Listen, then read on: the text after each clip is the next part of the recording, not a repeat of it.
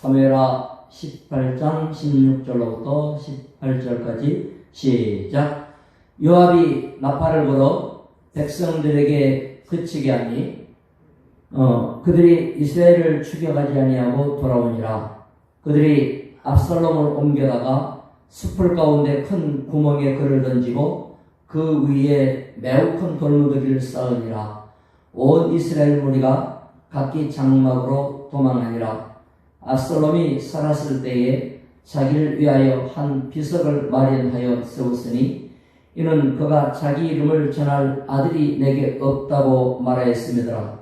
그러므로 자기 이름을 기념하여 그 비석에 이름을 붙였으며 그 비석이 왕이 골짜기에 있고 이제까지 그것을 압살롬의 기념비라 일컫더라.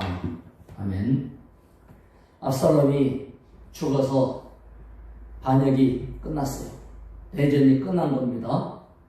이스라엘이 돌아갔다 이런 말을 할 때는 북쪽 사람을 말할 때 이스라엘을 그렇게 말을 해요. 그러니까 북쪽 사람 이거는 사울이 왕이었을 때 사울이 북쪽 사람 세력으로 왕이 힘을 얻었고 북쪽은 사울을 지지하는 세력이에요. 압살롬이 반역을 어떻게 그렇게 쉽게 성공할 수 있었을까? 사울 편에 섰던 사람들이 다윗이 왕으로 있던 내내 다윗 왕이 왕같이 안 느껴진 거예요. 자기들 왕은 죽은 사울이다. 이런 게 남아있어요. 이 참 어려워요. 그러니까 압살롬이 반역을 할 때 압살롬 편 들어주기가 쉬웠던 거죠. 아니 생각해 보세요. 목사님이 바뀌었으면 바뀐 목사님에게 사랑과 충성과 마음을 다 쏟아서 교회를 안정시키고 부흥시켜야 되는데 마음속에 뭐가 있냐면 우리 목사님은 옛날에 가신 목사님 이런 게 계속 남아있으면요 이게 쉽지가 않아요. 그런데다가 그만둔 목사님이 아이고 그 새로운 목사님 그게 아닌데 이게 이렇게 해야 되는데 그거 한마디 하면요 그런가 해갖고 전부 그쪽으로 또 쏠려가요. 이게 그러기 쉽다니까요. 그건 또 그렇다 쳐요. 어떤 분은 우리 교회 다니면서 다른 교회 목사님이 그게 목사님 그거 아닌 것 같은데 이러면은 자기 목사님 말씀 드려야 될 거 아니에요? 그런데 다른 교회 목사님 말에 은혜 충만해가지고 자기 목사님 말씀에는 시험 충만해질 거예요. 이게 없는 것 같죠? 딴 동네 그런 게 있다니까? 이래서 심지어 또 뭐라고 하는 줄 알아요? 자기 교회 집사님, 권사님하고 이야기하고서 그래 우리가 전도하고 기도해 봅시다. 이래야 될 거 아니에요? 다른 교회 권사님 말을 듣고 맞아. 시골 교회를 돌봐야 되는데 시골 교회는 안 돌보고 우리 교회는 그런 것 같아. 그리고 다른 교회 권사님들이 시골 교회 돌본다고 그러면 나도 같이 가면 안 될까? 여기서 또 은혜 받아요. 여러분 내게 주신 교회가 있고 목사가 있고 말씀이 있어요. 거기서 은혜 받고 충성해야 되는 거예요. 근데 우리는 집밥은 먹기 싫고 그냥 식당밥만 좋은 것 같고 자꾸 이러다가 보면 조미료 친 거, 중국산 고춧가루 이런 데 길들여진단 말이에요. 그래서 좋으나 굳으나 안디옥 교회에 있으면 안디옥 교회 목사님 말씀, 안디옥 교회에서 기도하고 그 성도들과 함께하고 이게 최고인 줄 알아야 돼요. 그런 분들도 있고 저런 분들도 있는데 이스라엘은 저런 분들이 많았어요. 이래가지고 북쪽 이스라엘 사람들은 다 압살롬 편을 들었어요. 그렇지만 어떻게 됐어요? 싹 무너졌죠. 제압됐죠. 압살롬이 죽어버렸죠. 그러니까 결국은 16절에 보니까 뭡니까? 이스라엘을 추격하지 아니하고 돌아오니라. 나팔을 부니까 이스라엘을 추격하지 않았다. 북쪽 사람들 도망가는데 그냥 놔뒀다 그 말이에요. 근데요, 압살롬이 자기가 이제 왕이다 이럴 때 그게 얼마나 자신만만했겠어요. 그런데 한 가지 아쉬운 게 뭐냐? 후손이 없어, 압살롬이. 그러니까 왕이 되자마자 뭐부터 걱정해야 되냐면 후손을 걱정해야 돼요. 내가 죽은 다음에 내 자식이 왕 되는 준비를 하는 거거든요. 안 그러면 내가 죽기도 전에 내가 왕인데도 내 나라가 흔들거리고 늘 왕의 자리를 틈을 탄단 말이에요. 이래서 왕은 언제든지 왕으로 있을 때 후계자를 정해놓는 거예요. 그래야 딴 사람이 욕심내봐야 소용없다. 그런데 자식이 없으니까 이게 원통하고 안타까워서 꼴짝이에다가 비석을 세워놨어요. 자기 이름을 써가지고 아쉽다. 내가 왕이 됐는데 후계자가 없구나. 그 골짜기에 붙인 거예요. 그 골짜기. 자기가 비석 세워놓고 아주 마루 닳도록 왕 해먹고 그러려고 한 이 비석이 자식 없이 죽었다 하는 그런 비석이 되고 말았어요. 이스라엘은 자식이 없으면 저주받았다고 생각했거든요. 압살롬이 죽어가지고 시체를 부대에다 던져놓고 이제 죽인 요압의 군인들이 돌무더기로 싸서 돌무덤을 만들었어요. 돌무덤은 이스라엘에서는 저주받은 무덤이라고 그래요. 그리고 그 앞쪽에는 꼴짜기에 압살롬이 자기가 만든 비석이 있어요. 아니 자기 죽을 자리인 줄 알고 세우는 비석같이 되어버렸잖아요. 그런데 그 비석이 뭐예요? 돌무덤 비석이에요. 저주받은 자라. 이제는 압살롬은 어떤 이름이냐? 반역자의 이름으로 영원히 기록되고 저주받은 이름으로 영원히 세워지고 자기가 자기 손으로 세운 비석이 그렇게 될 줄 누가 알았어요? 하나님의 심판이었죠. 여러분, 그야말로 자기 이름 남기려고 세운 기념비가 벌받았다는 기념비가 되고 말았어요. 우리는 그래서 주님이 기뻐하는 일의 기념비를 세워야 돼요. 하나님에게 축복받는 기념비, 교회 세우는 게 가장 큰 기념비. 천국 가서도 여러분이 교회 세운 거는요, 최고의 기념비로 남아요. 우리가 안디옥 교회에 다닌 것은 교회 세우는 거예요. 여러분이 교회 안 다니고 교회에서 충성하지 않아봐요. 안디옥 교회 없어지면 이건 보통 하나님 앞에 장만받을 일이 아닌데, 그래도 우리가 안디옥 교회 다니면서 기도하고 이거는 영원히 남게 돼 있어요. 할렐루야. 우리의 기념비는 천국에 있다. 이 기념비는 지워지지 않는 상급이 될 것이다. 이 믿음으로 더 부흥시키고 발전시키도록 기도합시다. 자, 그 다음을 한번 보겠어요. 19절부터 23절인데 좀 기니까 22절, 23절 두 절만 봅시다. 시작.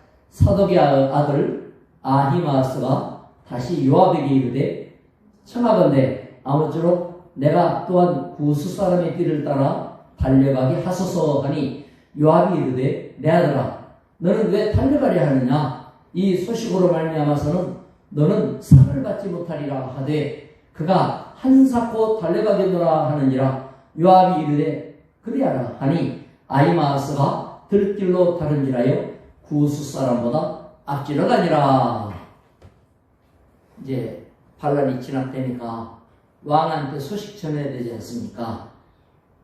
요압이 소식을 전하려고 이제 하는데 제사장의 아들이 내가 전하겠습니다 나선 거예요. 그 요압이 야 오늘은 나서지 마라. 딴 사람 보내야 되겠다. 한사코 나서는 거예요. 자기가 가겠다고. 그러니까 요압이 제사장의 아들인데 높잖아요. 제사장은 또 함부로 할 수 없잖아요. 또 성에 있었던 일들을 다윗 왕한테다가 전달해 주는 역할을 한 거예요. 목숨 걸고 막 우물에 숨기도 하면서. 그러니까 자기가 왕한테 소식을 전하겠다고 막 해대니 안 보낼 수도 없고, 요압이 그러나 훤히 보는 거예요. 왜 왕한테 가서 소식을 전하겠다고 나선 거예요? 제사장 아들이. 네? 반란 진압했습니다. 이 소식을 알리면 공을스러운 것이 돼서 왕한테 눈도장을 찍을 수 있잖아요. 그러니까 출세하기 좋죠. 이제 왕이 걱정하지 않아도 됩니다. 진압이 됐습니다. 그 소식 전하려고 그런 거 아니에요. 근데 요압은 왜 너는 나서지 마라, 딴 사람 보내야 되겠다, 그렇게 한 거예요. 소식도 소식이 나름이지, 왕의 아들 왕자가 죽은 소식 아닙니까? 아무리 진압이 됐어도 왕이 명령하기를 내 아들만큼은 죽이지 마라 했는데 죽여버렸잖아요. 그 소식을 전하면 아이고 진압됐구나, 잘했다 하고 상을 주겠어요. 왕이 상심이 크겠어요. 그런 짓에 나서지 마라, 그 얘기예요. 요압은 자기가 왕명을 거스린 것이, 이거는 잘못된 것을 알고 거스렸을까요? 모르고 거스렸을까요? 왕이 죽이지 말라는데 죽여버렸잖아요, 요압이. 이 소식 전하는 건 말렸잖아. 이거는 뭐예요? 자기가 왕명 무시한 거 알고 있는 거예요. 그러니까 요압이 모르고 그런 게 아니고 뻔히 알고 불순종한 거예요. 이것이 불순종이라는 걸 알고 불순종하는 게 나빠요? 모르고 불순종하는 게 더 나빠요? 알면서도 불순종하는 게 더 나쁜 놈이지. 이놈이 뻔히 왕의 뜻을 알고도 죽인 거를 자기도 알고 있으니까 찔려 있어요, 지금. 그런데 그거를 가서 알리겠다고 하니까 다른 것도 아니고 제사장의 아들이, 야, 딴 소식 전하고 이거만 하지 마라. 또 뭐예요? 왜 간다 그래요? 가서 상 받고 싶어서 쫓아가는 걸 알기 때문에 그 속을 뻔히 알아요. 상대의 의중을 다 파악하고 있어요. 이렇게 한다 그러면 네가 그래서 그렇게 한다 그러구나. 안 한다 그러면 그래서 안 한다 그러는구나. 우리가 웬만하면 눈치를 가져요, 못 가져요? 웬만하면 남이 하는 거, 말하는 거 보면 알고 행동하는 거 보면 알거든요. 뭐 때문에 말리는지, 뭐 때문에 미워하는지, 그거 다 알아요. 뭐 때문에 좋아하는지. 그거 모르는 사람이 어디가 있어요? 더군다나 기도하는 사람 같으면 딱 보면 다 안단 말이에요. 야, 지옥신 채우려고 그러는구나. 그거 다 알아요. 왕을 위해서, 왕이 막 기다리는 소식이니까 왕의 마음을 편안하게 해주려고 지금 그래서 간다는 거예요? 그 뻔히 보고 있는 거 아니에요? 그런데 제 욕심에 겨워갖고 모른 줄 안다니까요. 다 들키고 있는데 감추고 있다니까요. 가지 말라, 이렇게 한 거예요. 여러분, 요압은 속이 훤하죠. 쫓아가겠다는 저는 아히마아스에게다가 가지 말라는 것은 이 젊은 사람을 제사장의 아들이니까 아끼는 마음이죠. 이건 사랑이죠. 사실 알고 보면 우리도 하나님의 사랑받을 수 있도록 충고도 할 줄 알고 상대방을 위한 마음이 훤히 들여다 보이거나 도움의 마음을 해주는 게 그게 사랑이에요. 그리고 그게 지혜입니다. 그런데 우리는 상대를 위해서 그런 게 아니고 뭐예요? 내 욕심을 채우려고 이 말도 하고 저 말도 하는 게 많아요. 그건 응답받지 못하죠. 언제든지 복음을 전도한다는 것은 상대를 위한 거예요. 그 구원을 위한 거예요. 하나님을 위한 거예요. 근데 여기서 요압이 이렇게 지혜롭게 발동을 했을 때 아히마아스가 그 말을 잘 들으면 좋겠는데, 죽어도 가겠다고 하도 우기니까 요압이 꾀를 쓴 게 뭐예요? 후스 사람, 이스라엘 사람 아니에요. 군대 가운데 이방인들도 있으니까 이방인을 불러가지고 왕께 가서 이 소식을 알려드려라 하고 먼저 보내요. 계속 졸르니까 자 알았다 너도 가라. 왜냐 앞서 보냈으니까 지가 쫓아가 봤대. 자 뭐 뒤따르지 못할 걸 알고 뒤늦게 그렇게 해라 하고 마지못해서 허락해 주는 거예요.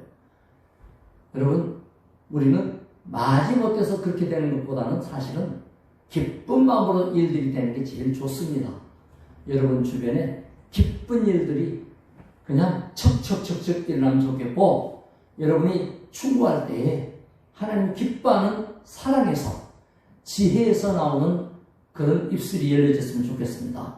그리고 나쁜 소식은 그 신나갖고 전하려고 해봤자 좋은 게 아닌데, 그렇게 나쁜 소식을 막 좋다고 전하려고 하지 말고 좋은 소식 전하는 사람이 돼야 되는데요. 아름답도다 좋은 소식을 전하는 자들의 발이여. 복음 전하는 게 제일 좋은 아름다운 소식이죠. 그런 소식을 잘 전하는 우리 모두가 됐으면 좋겠습니다. 오늘도 좋은 일들이 많아지기를 축원합니다. 기도합시다. 하나님 아버지 감사합니다. 오늘 일이 수습이 되며 다윗 가문에 임하였던 하나님의 진노가 이제 끝나가는 걸 볼 수 있습니다. 우리 삶 속에 예수 그리스도께서 계시지 않았다면 우리가 우리의 진노를 받아야 될 것인데, 하나님의 진노를 예수님이 받으심으로 우리에게는 은혜가 임하였으니 감사의 영광을 올려드립니다. 이제는 주의 은혜를 따라 좋은 일들을 많이 허락하시고 좋은 소식들을 허락하심으로 오늘 또 멋진 날, 좋은 날, 복된 날이 되게 하여 주시옵소서. 예수님의 이름으로 기도드리옵나이다. 아멘. 각자 기도하시기 바랍니다.